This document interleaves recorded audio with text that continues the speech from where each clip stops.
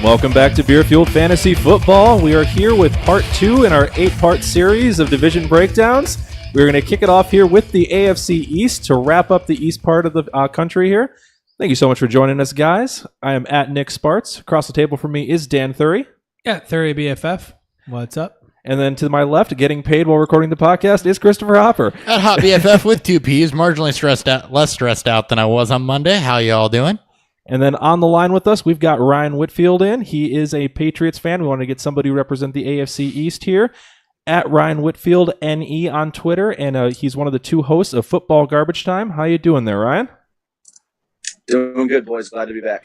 He also covers Mississippi State, and he drinks beer and watches sports. Which is why we get along so well. Yeah. Which is why we're all best friends. All right, so quick social media shout out as always. You can follow us on Twitter at BeerFueledFF, Beerfueled Fantasy Football for both Facebook and YouTube. Like or subscribe to those and email us at beerfueledfantasy@gmail.com to get your entries into the Listener League. We're about halfway full right now, and if we get more than that, we'll start doing the drawings, which is what those entries are for. Anything else you guys want to shout out, whether it be your Instagram or anything else like that? We're on Untappd now, so you can find our actual beer reviews there, written up, rated, actually mostly by me probably. And we're at we're Beerfield FF there. Same on Instagram as well, and we have merch. We do have merch modeled on YouTube, so go check us out on YouTube if you want some examples. Oh yeah, you're right for the hat. You should turn the other way for the shirt though. There you go. You got it. Did I go the wrong way? Yeah, you did. No, you went the right way to show the hat off. Well, that's why I was doing hat and then shirt. Yeah, because your hat's on backwards. You were right.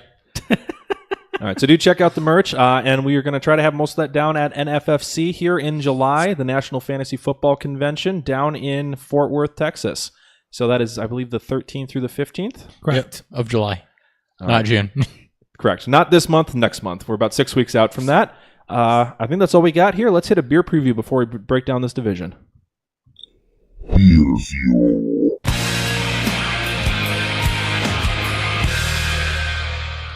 And continuing the theme of trying to have beer at least closely located to what the division is, we grabbed Ommegant out of Cooperstown, New York. So this is kind of split between Buffalo and New York City for the Jets. Baseball Hall of Fame. It is the Baseball Hall of Fame. I've had them a few times before, but we've never had them on the show before. This is Rosetta. It is a Belgian Kirk ale with a tart and sour finish, hint of cherry. Percentage is what, 5.6%, I believe? Yes. Yep. Yeah, that's probably the most fancy description we've ever had on. Well, it's on the bottle, so. Well, I know. I'm just saying that sounds the most elegant of anything we've ever featured on the show, I'm pretty sure. Here's Rosetta. Yep. From Ommegant. It is a very classy beer. We'll give you a full review of that once we get through the top 2 finishers in the East. Is it going to teach me how to speak a new language? I hope so. Like Rosetta Stone? Then that's new audience. That we got to take that marketing opportunity. We do. Shout out Ireland. All right. Shall we break down this division that's mostly already broken down itself? Division Preview.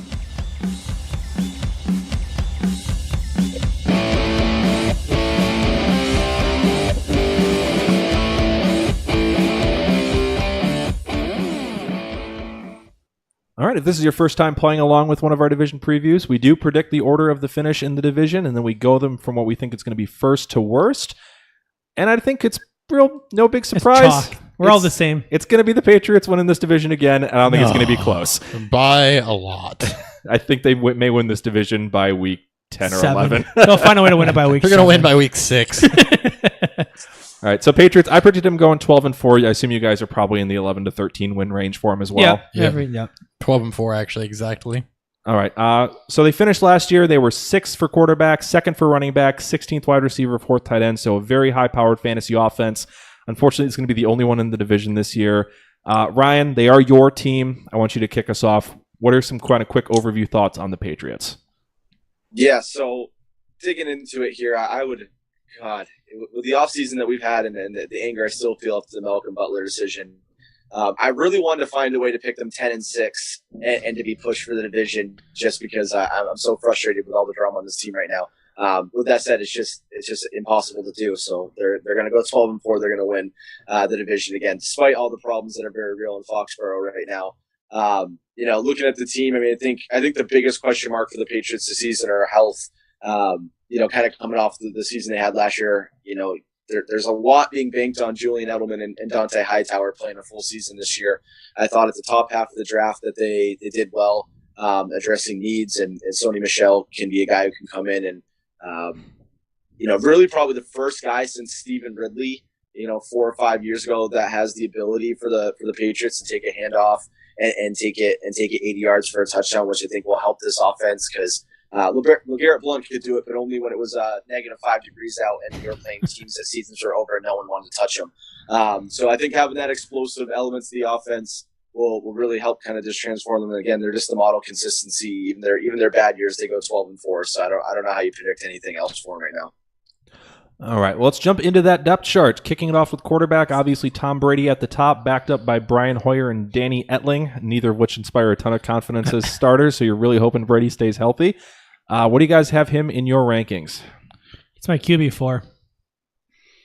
I think he's my 2 right now. He's my 3 right now. He's behind Wilson, too. Wilson and Rodgers? Yep. He's also my 3. Ryan, where do you got him at? I had him at 3 as well. So he is the back end of my first tier of quarterbacks. I got him in the same tier as Wilson and Rodgers. I have a few concerns about some of his weapons. As Ryan mentioned earlier, Edelman coming off of the ACL. He is 33 years old. That's tough to come back from at that age. So we're looking like Hogan may be the number 1 target on this team outside of Gronk. How much confidence does that give you in terms of Brady this year? What about Kenny Britt? Do you want to throw some? Do you want to hype him up again? Jordan Matthews. I'm not. Yeah, I'm going to get to Matthews Jordan I'm going to get to Matthews in a moment, but I am not going to hype up Kenny Britt again. I learned my lesson Nick. last year. Thank you. I still believe in Julian Edelman and the type of player that he is. He didn't really show signs of slowing down before the injury. I know it's tough to come back from, but I think it happened early enough to where he's had a little bit longer than say like a Wentz or a Watson or some of those guys to come back from it. So I still think Edelman's the receiver to own here. As far as Chris Hogan goes, he did show flashes last year. I have a lot of reserves though about consistently trusting Chris Hogan. I mean, he was excellent up until he wrecked his shoulder, so he has a little bit of a defense at least. It was him trying to come back from it. He played. I think he played a lot more games than people think about, but he was mostly a decoy. Yeah, he was mostly a shadow in those games. All right, so Brady we got as the 3. He would be above the next guy, your number 4 guy in terms of tiers, though, right? Yes. He is. I have 4 QBs in the tier 1. Who's the 4th? Breeze.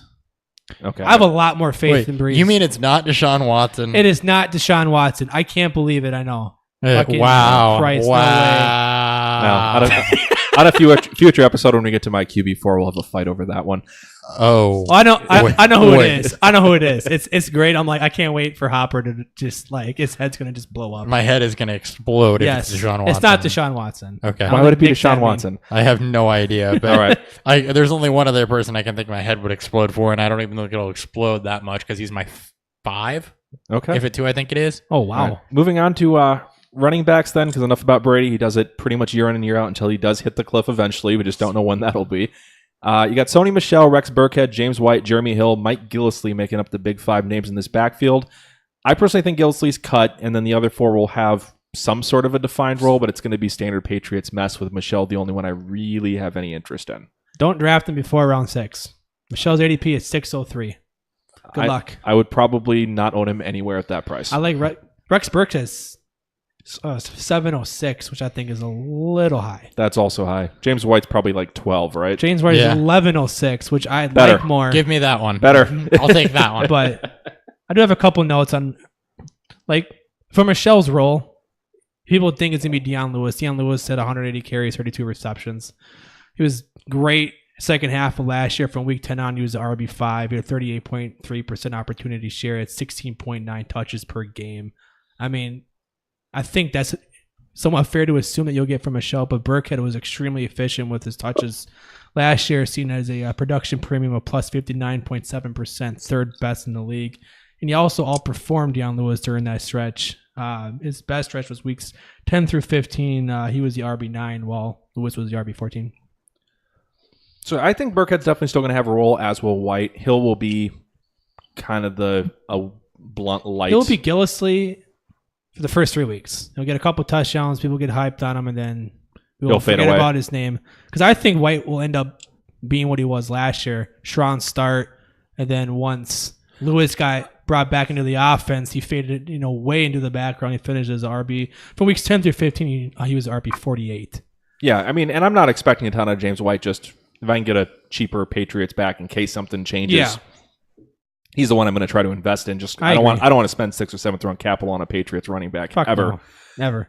So at that price, White's the one I want, but it's definitely going to be Michelle, Burkhead, and White in order. I'm not going to touch Jeremy Hill unless it's like a 16-team, 30-roster league or something. And even then, I'd be more reserved to be like, maybe I'll just Trey Edmonds from New Orleans or something. I'll leave the roster spot open. All right. Anything else you guys want to add on the running backs, Ryan? Yeah, I mean, I would just kind of echo everything you guys said. The only thing I would tweak on that is I actually do expect a huge workload for Sony Michel. I think they drafted him with a purpose. So if he's available in fantasy in the 6th round, I would take him because I just don't think that he's going to fill in. Dion Lewis was kind of the guy that kind of emerged in that mess of backfield last year. I think they're going to build this backfield around Sony Michel, and as long as he doesn't have the fumble issues, because what'll happen in New England if he starts coughing up the ball. But outside of that, I think that they're setting themselves up to have him as the feature back. Rex Burkhead kind of be change of pace. James White's going to be the guy that they go to when they need someone that Brady trusts the most and they need that veteran experience.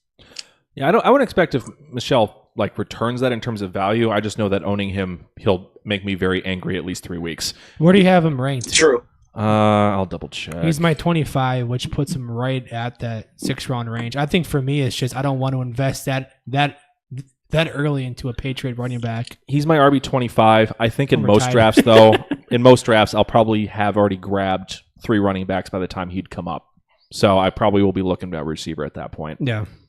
So I just think because of the way the draft falls, I'm probably not taking a lot of running backs in round 6. I don't think he's a bad take, though, if you go wide receiver heavy. I think he could have potential good return on value, as you just said before, if you go wide receiver heavy in your redraft leagues. If I go wide receiver heavy, just because of the way I'm tearing it off, I'm not seeing that happen a lot this year. I'm going to be probably grabbing 1 receiver early and then waiting on receier. Well, but as we said, Nick, if that happens, you can't put a clear strategy or you can't just guess what you're going to do all times. I'm just visualizing how I think these drafts are going to go. But if that does happen, yeah, Michel would be probably a target player along with some of the other rookies. I'd be looking for Michel, Royce Freeman, guys who I'm like, I can hit a home run here, and I'm going to grab a couple of them. Yep. All right, anything to add, Hopper? No, the Patriots backfield just, if there's a guy I want to, if you got a gun to my head and it's who are you taking, it's Sony Michel. I don't think 6th round's terrible for him. 6th rounders, though, I think I'd rather have Royce Freeman, which should be no shock to anybody that's been listening to the show through draft coverage and everything like that. But I'm kind of with you to where I'll take James White in the 11th or 12th, who should, or at least previously has gotten 70 to 80 targets, regardless of who's there, over an earlier Patriots running back. And I don't disagree with Ryan. Michel very well could have a high workload, but is that something I want to gamble on? I'm not sure enough on it to do that. All right. Moving on now, outside receiver, Chris Hogan, Jordan Matthews, Malcolm Mitchell will be the 3 big names. They also have Cordero Patterson, Kenny Britt. Surprisingly, they have Matthews listed as an outside receiver, and historically he's been a slot guy. Does that surprise you guys at all that they might be moving him outside? He played inside his first couple of years with the Eagles when it was just him and Deshaun Jackson. He played outside 1 year, and it was bad. It was real bad. And then he moved back inside, and then he had an okay season, and then he bounced. Are you going to push Edelman out then? I mean, that's kind of was my question. Is like, what do you do with Matthews and Edelman on that team, and how do they make that work? I wish I could tell you. Is Matthews the Amendola replacement, or is Matthews Edelman and Edelman's Amendola? Because there's your same question right there. You made Amendola and Edelman work. Kind of. Yeah, sort of. So, any insight on the Matthews-Edelman conundrum there, Ryan? Yeah, I mean, I think that the Patriots offense, especially with guys like that, they want as many options over the middle as possible. If Malcolm Mitchell can stay healthy, him and Hogan can provide the outside presence for you. And then, much like you saw with Amendola and Edelman, you're going to kind of see that same workload with Matthews and Edelman over the middle. For that reason, in fantasy, for a fantasy perspective, I would still expect a big workload for Edelman and to be the primary guy that's a target there. But Jordan Matthews, especially through the regular season, I would think to take more of the Amendola role, which is, in limited packages and not somebody that's going to be out there on a vast majority of the plays. So that's the way I see it slotting out. But, it's still without being shy of training camp here, it's a little hard to predict how they're going to deploy him. So your initial expectation is Matthews will probably not be fantasy relevant. Yeah, I mean, if you're in a 16-team league, you got 3 wide receivers, 2 flex spots, something like that, where you just need bodies out there. I think he'll have a somewhat productive season, but I don't think that he's going to be very viable this year fantasy wise. All right. I mean, that was kind of what I was getting at with the question. Is I was kind of looking at this depth chart, like I'm not sure where you get Matthews snaps, so that was kind of worried me. Do we think Malcolm Mitchell could have a breakout this year? Because there is kind of a lack of outside bodies that are reliable right now. It's going to be him and Hogan probably stretching that off or stretching the field. Hogan missed 7 games last year, was on and off after he came back from his injury after week 5. I like Malcolm Mitchell as a watch list, maybe a deep stash in deeper leagues. It's nothing much else to go off of after a lost season last year. All right. And then let's get to just Gronkowski. We got him pegged as the tight end 1 as long as he's not retired, basically? Yeah. And even though he's a lock to miss 2+ games a year, yes. Yeah, 7 drops last year. That's kind of shocked me. That's good. Like, is that bad or good? I don't know. He had 1 drop in 16 and 7 drops last year. I mean, that's the only bad thing I found about him, besides his obviously health issues. But the number that shocked me is he's finished as the number 1 overall tight end in more seasons than he has in over the last 7 years. He's healthy. If he's healthy, he's healthy. If he's healthy, he's maybe healthy. All right. Anything else we want to do on the Patriots before we put a bow on them? No. Was that a nah, Ryan? Yeah, that was a nah. Okay. All right. Nah, fam. All right, let's wrap up the Patriots and let's get to the ugly, ugly bottom of this division. Which is everybody else. Which is everyone else. I wish every team could finish last year. All right, so let's start off with the Jets, where I personally ranked them second because I think they probably have the arguably the most overachieving coach in bowls compared to Gase, and actually blanking real quick on who actually coaches the Bills right now. Sorry, Frank Reich, wasn't it? No, Frank Reich's with the Colts. McDermott. Yeah. He was with the Chargers before, wasn't he? Or no, I'm thinking of Lynn went to the Carolina defensive coordinator, and then their old defensive guy, Lynn's the guy that went out to San Diego. That's what it was. Okay. LA now. Jesus. Yeah, we're all messing stuff up. We're all fucking sorts. All right. So let's go through the Jets here. They were 21st for quarterback, 21st for running back, 24th for wide receiver, 23rd for tight end. So just a real ugly team here. But yet somehow managed to win games last year. They somehow were not the worst team in the NFL last year. They won, was it 5 games last season, which is overachieving. They've added a few pieces to try to make this team a little bit better. Let's kick it off with the quarterback position where they've brought in Teddy Bridgewater and Sam Darnold behind Josh McCown. So now we have a real busy quarterback room. None of them are relevant. Who's starting? McCown for now. Yeah, McCown for now, and then McCown breaks himself week 4, and it's Darnold's team, and he has a Trubisky style season, and the hype comes in on him next year. That's my prediction. I actually think Bridgewater will be the second QB. There's been a lot of hype on him so far. Doing OTAs. I think you're trying to will this into being a thing. No, I'm not trying to. I'm just saying that I don't want to own any of them because I think it's going to be a fucking clusterfuck the entire year. Yeah, I mean, McCown, if he struggles, he could get yanked for Teddy or Sam. If he gets injured literally every single season. He does. As we covered last year in our division breakdown covering Josh McCown. So this is a situation... And he got hurt last year. I think Josh McCown's going to be an interesting streaming candidate, but I have him ranked, I think, 29th just because there's so many options. I don't see him playing 16 games. I didn't rank him because he's probably not going to play more than 10. I mean, I got down to the point where it's like, okay, Joe Flacco or Josh McCown. Joe Flacco. McCown has play upside. More games. I might actually start Why are we McCown. arguing over fucking Jets quarterbacks, Nick? All right, enough about that. It's a Brian Hoyer incident. I am excited for Darnold long It's term. going off the rails. But if he starts this season, it's going to be real ugly because just the weapons are not there. I don't think he sees the field this season. All right, on to running back where they brought in Isaiah Crowell and Thomas Rawls to pair with Bilal Powell and Elijah McGuire. This is going to be an ugly crew. My money's on Crowell because they paid him, but I'm not sure I even want any shares of this backfield. With where Crowell is going, which is back in a giant mess of running backs, I think he's absolutely worth drafting there. Just because I'm with you. I think that I think he's got the best shot at taking that backfield. Elijah McGuire, I don't want that. Bilal Powell is always annoying, but I think Crowell's probably got the best shot at being productive. He's going to be the first second down back. That's his role right now. He's my 37. He's going 807 and ADP at this point. What's going to set him back even more is a horrid O-line. I think it's going to be one of the worst in the leagues this year. It's one of the worst last year. Oh, just you wait till the next team. I know. Yeah, I think he has a chance to take down that role as well. Yeah, he's my RB35, so I'm kind of right there with you. We're always going to be shocked. I think I know almost everything. I don't know how we're so close because I did not talk to you at all about these before I did my rankings. So yeah, that's a mess. Crowell's the only one I'm going to probably take a shot on unless it's like second to last round. I might take Powell in like round 13. I don't hate him in 807. I think he could return some RB2 value to him if you can take you got to beat up Bilal Powell and fucking Elijah McGuire. Rawls will get hurt at some point. Powell was massively inefficient last year, and McGuire was a 7th round pick. Yeah, and they give him a 3-year deal, so I think they're going to try to find a way to get Crowell going. And he's young. He's what, 25? 25. So, all right. Any thoughts there on the running game, Ryan?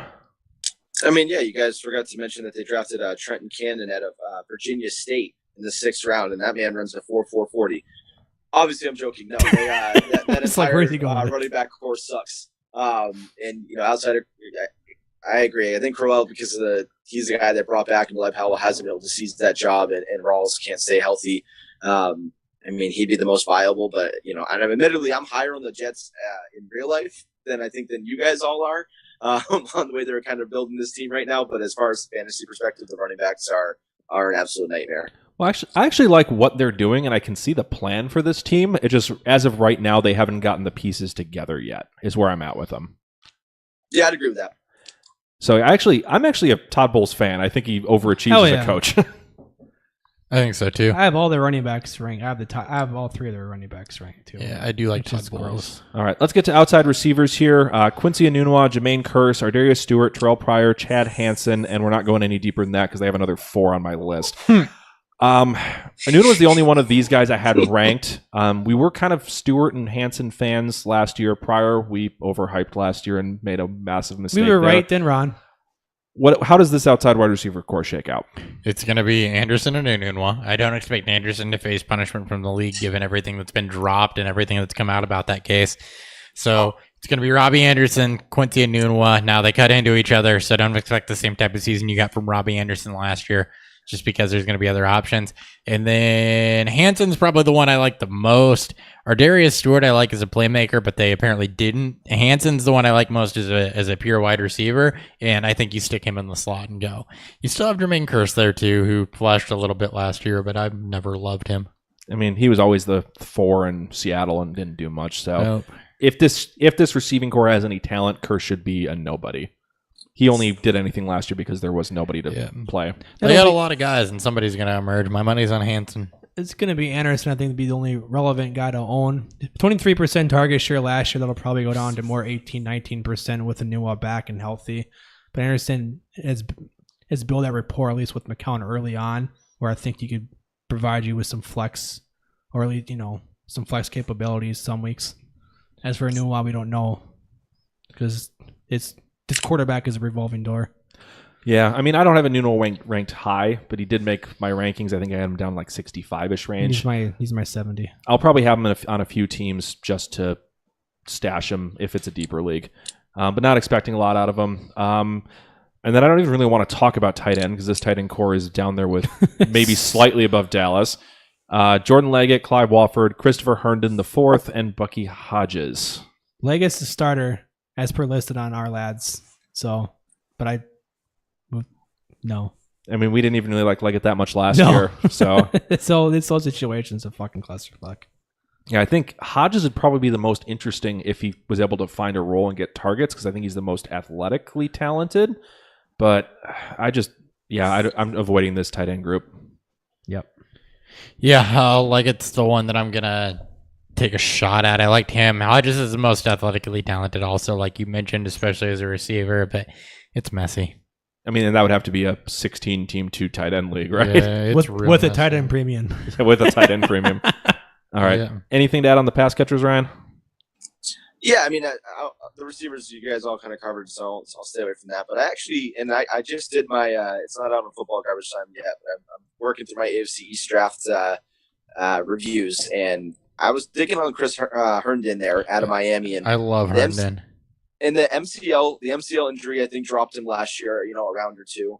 And when you really look at it, this is a guy that in each of his 3 years in college caught more balls, caught more yards, or went for more yards and caught more touchdowns. So the 3 years he's really progressed through. So if he comes and he does that, and especially mid-season, if you get a situation where him and Darnold are on the field, young quarterbacks love the safety throw to a tight end, having that nice underneath guy. So I think that towards the end of the season, he could be really the guy who pops. And I'm not expecting huge numbers out of him, but if you're in a deep league and you're stretched, I could see him being relevant down the stretch for you. I like him a lot in Dynasty also. When I watched his college tape, he reminded me a lot of Delaney Walker, the way he runs through guys and carries them with him. Yeah, I agree on that. I liked Herndon's tape, and for deep Dynasty leagues, I like him as a stash, kind of in that Conklin similar tier. But, I mean, it's so tough for rookie tight ends to do anything, so I would not put any money on that in redraft. Yeah, that's exactly what my reserve was there. At least, with Leggett and Hodges, their second-year tight ends, and Leggett they drafted and he's been there, so that's why my money's on him. All right, beer review before we get even further into the depths. Oh, he wasn't ready. He wasn't ready. I didn't realize we were through that already. Beer review.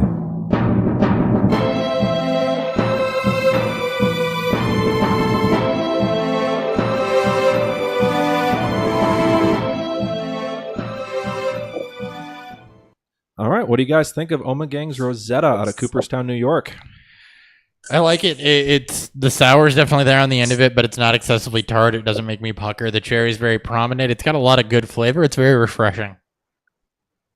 That's the most efficient Beer review ever. It's 8 on all points. Anything to add? No, he covered it. I was going to say Do I ever have anything to add to? I never have nothing to add. Not often. I think it's fantastic. I would love to grab some more of this. I'm a big sour fan, though. Probably the biggest of the three of us on the show. I haven't had it as much. I haven't had sours as much, but I've loved nearly every sour I've had. So I'm definitely big on seeking them out. I actually just picked up a session sour that I've been enjoying too. I'll try to maybe get them on a future show here. But for Ommegant, fantastic brewery here. I know they're mostly known for their Game of Thrones releases. I actually like their non-GOT releases even more, though. Oh, yeah. So thank you very much for coming on. We will get a picture of that on Instagram, so check that out at Beerfield It's FF. already up there right now. All right, well, check it. It's Check waiting it. there for you. 5 days. 5 days? Yeah, 5 days. 5 days in the past. 5 days in the past. All right. Moving on to the Buffalo Bills, who may have had a more overturn on their team than any other team in the NFL, and mostly for bad. Quarterback, they ranked 27th last year. Running back was 17th. Wide receiver, dead last at 32nd. Tight end came in at 12th. They made a bunch of additions, mostly the defensive side of the ball, lost multiple offensive line starters. Let's kick it off with the quarterbacks. A.J. McCarron, Josh Allen, Nathan Peterman. What do you guys think? I ranked McCarron because I think he'll have a chance to hold off for the majority of the season. I'm not a huge fan of Peterman. I hate Josh Allen. But this is still a really bad offense. They have no receivers there. It's gonna funnel through McCoy. The offensive line is garbage. Only saving grace with McCarron is in 2015 when he filled in for Andy Dalton for those last 3 starts. Went 2-1, 79 completions, 119 attempts, 850 yards, and 2 touchdowns. I believe, or 6 touchdowns and 2 picks. So he has AJ Green, Eifert. He's got some weapon. I'm sorry. Some weapons. That was with Green and Eifert. Wow. Reading my notes all wrong. But again, I'm not super high on McCarron, though. All right. I think you've had a little too much Rosetta. But yeah, McCarron didn't make my rankings. I think he would have been my next guy up at 31. Just because I'm not sure he can hold off Josh Allen. I don't firmly believe in the talent. And just the weapons he has outside of LaShawn McCoy is nothing. I don't believe in Kelvin Benjamin. Zay Jones has to prove it to me. And they've got nobody else outside of Charles Clay that I have any faith in whatsoever. What do you guys think of Josh Allen? What do you think of McCarron there, Ryan? Yeah, I mean, I'm not high on McCarron either. And partly because of the weapons there. And again, I just don't think he's very talented, but I think he's going to be the starter coming out. Josh Allen is an absolute mess. That 56% completion percentage he had the last 2 years in college. The guys in the NFL that did that last year were Deshaun Kaiser, Tom Savage, Brock Osweiler, Blaine Gabbert. So if you get the point of the kind of guys that Allen's accuracy is in the class with in the NFL, it's a really scary situation there in Buffalo, and I'm just not touching anybody across the board there. First off, that was the most convenient phone call ever because I really had to pee. All right. Well, Second off, thanks, Work. Yeah, thank you, Work. Where were we on Buffalo though? Because I hate this team. Oh, quarterbacks, gross. Yes. Even your favorite Josh Allen? Josh Allen, I think shouldn't start this year. I like his potential, but AJ McCarron I actually don't hate, but I don't think he's going to be better than a top 17, 18 quarterback. I think he'll be good enough, like in the realm of Alex Smith in previous years, to support some depth fantasy options. I mean, with his receiving core, I'm not even sure he can do that. Hey. Which we'll get to that in a moment. Moving on to running back here real fast, though, just because LaShawn McCoy, about the only super viable player on this team. I have him as my running back 8 overall. What do you guys have him projected similarly on your rosters? He's my RB9. He's going to get fed again. I mean, that's what we've seen from every week. I think last year, though, is when I think the inconsistency started to show a little bit with how bad the offense is as a whole. He's going to be, 30 years old? But he had 97 evaded tackles, third best in the league. He had a 28% juke rate, 16th best. He had third most in yards created, 15th best in yards created per carry, 1.47. He's really good against stack fronts. 5.3 yards per carry was his 4th best in the league. You're going to see a lot of those because McCarron's not going to scare anybody, and his receiving core is not going to make anybody blush. No, I agree with that. Yeah, not expecting a lot of changes from last year in that regard. So I expect him to get fed and struggle against stack boxes all season. I don't know. Zay Jones. He was great against stack boxes. He was oddly bad against base front. 3.6, 37th percentile or 37th ranked. Yeah, he was. All right, and then is Chris Ivory going to be one of the better handcuffs in this in the league? Yeah. Sure. Depends. LaShawn McCoy just regenerates tendons and stuff, so I don't even know that him being a handcuff matters because we've seen LaShawn McCoy tear at least 13 ACLs in the same game. And all 13 of them. All 13 of them. And he's fine. And he's back in 2 series. He's back in 2 series. So. All right. Well, LaShawn McCoy, a.k.a. Wolverine, keep regenerating because we need you. I like that nickname. The Bills need you. I like that nickname a lot. People are down on McCoy, too. We are. He's going 207 at ADP. Which is lower. I think for them he's more of a 12-13. It's lower than where he's been in previous years. Yeah, I would take him back into the first start of the second. I can see that being about the same, though. It might even lower a little bit. He's one of my favorite players to grab because he's going mid-second. All right. Moving on, or any McCoy comments there, Ryan?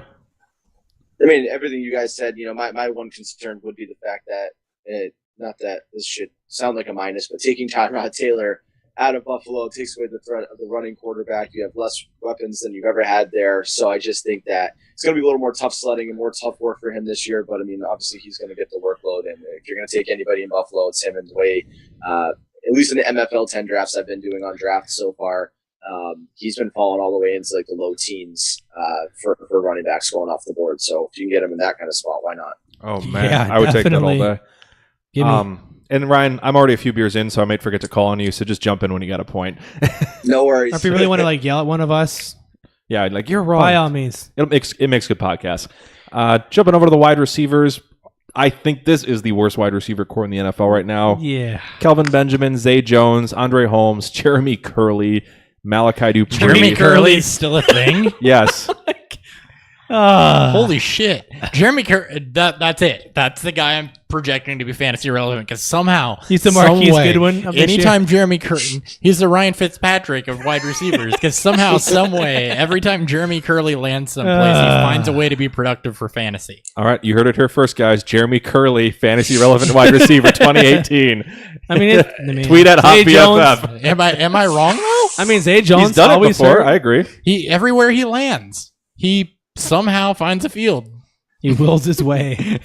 He walks. He's Ben Watson's everybody. He wanders around lost, and he just ends up on the field. Believe in me that believes in you.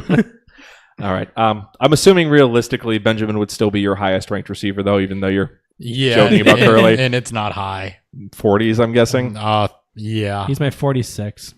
I think I'm at like 43. ADP's 1001. I mean, he's a wide receiver one in an offense. Regardless of how bad it is, there's going to be some flex potential weeks. Good luck guessing it, though. Why are you so happy? Because I told myself I wanted to be done with everything I had to do for work so I could talk about Buffalo Bills tight ends and the Miami Dolphins, and I am there. All right. He's so happy. Right I now. am there. All right. He needs another shot, too. And then a player that we did like coming out of the 2017 draft was Malachi Dupree. What do you guys think of him? Oh, that's right. He's there. Yeah, I forgot about him. Outside shot to be productive. He has a ton of opportunity, and we did love him.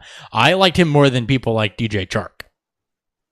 I think we all did. I think as a show we did. I thought he was a more rounded receiver than DJ Chark, but LSU has a way of hiding their talented receivers. I think Malachi Dupree, if he produces at all, will not be a surprise to me. All right. And then Zay Jones, are we just holding dynasty until you see something and don't bother for redraft? He's not going to do anything in the offseason. He's got to recover from a shoulder Yeah, surgery. he may not be he might not be ready to go until the end of training camp. New quarterback. I don't like that for his chances. However, I'm projecting an increase in catch percentage. That should be doable. Only because it can't possibly get any worse. He'll take the Devin Funches kind of route there. I'm holding my beer facing the camera. I realize whenever I speak, I'm just like, no. I mean, advertising, I guess. Tight ends. Except it's a low ass quality camera and you can't see the label. You can imagine that you can see it. All right, pretend. All right, Charles Clay is leading this team. Behind him, you got Nick O'Leary, Logan Thomas, and a bunch of guys I'd never even heard of before. So just Charles Clay. Mostly just Charles Clay. Where do you guys have him ranked in going into the season? Because he was a tight end one when he was healthy last year. He's my tight end 23. I'm more happy about Charles Clay. I think I have him at 13, 14. I got him at 16. Yeah, he's in that range of streamers for me because you're right. He produced, and AJ McCarron has to throw to somebody with NFL experience. So Charles Clay is your guy, and it's not pretty. It's not a pretty offense. He's not an attractive player. I'm not speaking on his looks. I'm talking about his fantasy perspectives. But it's a Brandon LaFell rule. Somebody's got to get targets. I'm so glad I named that. So yeah, Charles Clay, he's my 16. He's kind of in that tier of guys where I like their talent maybe a little bit more, but their situation is awful. So like Ebron Doyle, Brait Howard, where I like there's multiple tight ends to feed. And it's like, I might rather just take Charles Clay because even though I think he's slightly less talented, I think he's going to get more targets. Well, the best thing is you probably don't even have to draft him.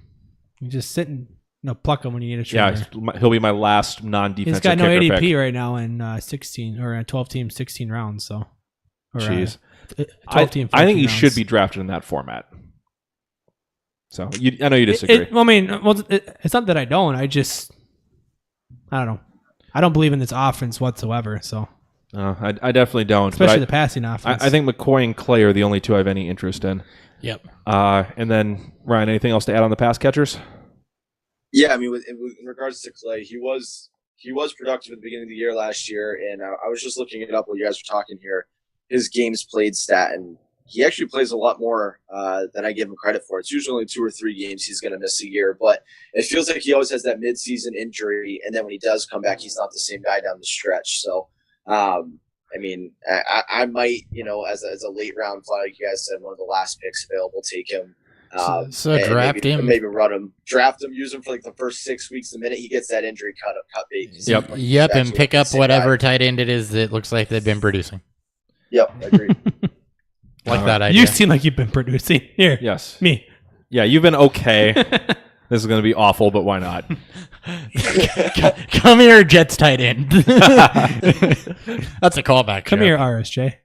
Yeah, I didn't drop him in Dynasty for a reason. Oh, I know. I have way too many tight ends on that roster, though. I need a lot of. I need one. We can talk. I know. All right, Dolphins. Why? Speaking of ugly tight ends. Sorry, Ben. Dolphins come in 22nd at quarterback, 31st at running back. They were second in wide receiver somehow in full point PPR last year. It's got to be all Kenny Stills. And Jarvis Landry. Kenny Stills are like 2 wide receiver 1 weeks. Like he was the one. On Ryan's podcast over at Football Garbage Time, one of the questions was, which Dolphins wide receiver are you putting your money on? He's stuck with the bad Devontae Parker take, but I went Kenny Stills. I fell off of Parker. I went Kenny Stills. And it's gross, and I want to throw up every time I say it. But I mean, at their ADP, I'd agree with you. I'm with you on Stills. We'll get to that ADP shortly. All right. And then pretty lopsided. Tight end, they were 26th. They added a bunch of pass catchers that are kind of redundant for some reason. Amendola and Wilson. I'm not quite sure what this team is doing. I had a pretty long rant about them that I'm pretty sure we lost, unfortunately, in the lost episode with Anthony Saravino. Yeah, we did. But on to the 2018 depth chart here. They got Ryan Tannehill back at quarterback. His knee is apparently healthy finally. Behind him, they got Brock Osweiler, David Fales, and something in Bryce Petty. David Fales beats out Bryce Petty. Ryan Tannehill's Ryan Tannehill. So you'll stream him once or twice throughout the season. And probably when they're playing the Jets. Yeah, and you won't be disappointed by it, but it's not going to feel good. He's my 28, my QB 28. He doesn't have Jarvis Landry, and he's got a Patriot receiving core, a rookie tight end, and his running game could be there, but he may, I wouldn't be shocked if he's benched at some point when this team is garbage. All Mike Gesicki all the time. That's what this team is. All right. Anything else on Tannehill? Ryan? He sucks. I don't know what else I can say. I love it. It's just terrible. He's a hype train that just never works out. It's his year. Yeah, it's always his year. This is his year. He's forever the streamer hype train. I think we're finally over that now. I've heard like no him one and hype. like Parker. Well, exactly. This will be the year it finally happens because nobody's predicting it. All right, QB 10. It'll be like Alex Smith breaking out last year, where no one was like, Alex Smith breakout, and no one's still. No one's still about it. They're like, really? That's what's gonna happen. Nobody's talking about it this year, so it's gonna happen. And then they'll get traded after they draft their quarterback next year. Right. What I think is going to be a bigger talking point, their running back field, and no Ballage rants, please. But Kenyon Drake, Frank Gore, don't look Galen at me Ballage. with that. I wasn't looking at you. I was reading. So the three of them make up this backfield. How do you see that playing out, and where do you have them ranked? I have Drake is at 18. He's my RB 18. Right now, his ADP is 312, which I think is about right. He came on super great last year after the Ajayi trade and after Williams went down with his injury. He was an RB, I think. Oh, he was RB8, 17.1 points per game. I don't think Ballage takes much work. Maybe in the passing game, Frank Gore could. He always finds a way to be relevant. He's basically the Ryan Fitzpatrick and Jeremy Curley of running backs right now. He's never finished below running back 20. Like never. He finished there. Really? He was running back 20 last year. Was he really? What the fuck? He was an RB. Oh my god. Frank Gore. Yeah. He always finds a way to be running back. This is also the first time he actually he's not going to be the RB1 entering the season. So again, who the fuck knows? But watch, Drake gets hurt week 2 and he finishes an RB2 again. You shut your mouth. Shut you. But yeah, this running back I think is going to be real. This backfield's going to be messy. I'm a little lower on Drake. I've got him as my running back 20, mostly because I started running out of names to put ahead of him. And I've moved them back, but and it's I just don't trust them to give him the workload to make him fantasy relevant. I think he's probably going to be stuck around 50% of touches. Well, his frame would suggest he's not built for a 3-down back role. 6'1", 210. I mean, it's on the lighter side of it. It's a low BMI, but yeah, he's built more like an outside receiver.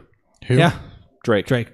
Oh, but he was 7th in juke rate, 30.9%. He was 10th in yards per touch, 5.4. He's the efficiency stats were amazing last year. It just I'm not sure I believe that the coach is going to keep feeding him the ball. If he adds 5 pounds, it'll be fun. The CMC rule. CMC rules, you got to add 7 more after you had 5. I said I wasn't going to talk about him this week. Completely ruined that. Way to go. All right. Anything else you guys want? Ryan, anything else to add on the running backs? Yeah, I mean, I think where you guys have Drake is appropriate given the fact that for whatever reason, and maybe it's just their concerns about his frame, but it's very clear that Miami doesn't want to give him the starting role. But you got to look at it that this is the front office that would rather have Danny Amendola, Devontae Parker, and Kenny Stills than Jarvis Landry and Kenyon Drake. So their personnel decisions seem suspect, but they seem hell bent on him not being the guy, which makes me believe that he won't be the guy here. Yeah, unless everyone gets injured again, I don't think he's going to be getting 25 touches. No. So, All right, we previewed this a little bit. Let's get to outside wide receivers. You got the Parker, Stills, and Jakeem Grant fighting for the outside work. I think pretty much everyone else on the outside is getting cut, including Leonte Carew. Thoughts on those three? Parker will get volume, maybe. Kenny Stills is the guy to own. What's their ADP, Dan? Parker's is 812. Kenny Stills is 1307. Amendola, I know we're not talking about slots yet, 1206. Give me Stills in the 13th round. Amendola. And I'm assuming Kenny Stills. I'm assuming Albert Wilson is NA. Yeah, they're both. So yeah, honestly, Albert Wilson's a dark horse here. That I like Stills and Wilson in best ball. yeah, I like Stills just because somehow, someway he's produced the last 2 seasons when you didn't expect it. honestly, considering, I mean, we're talking 8th round, 13th round, and not drafted.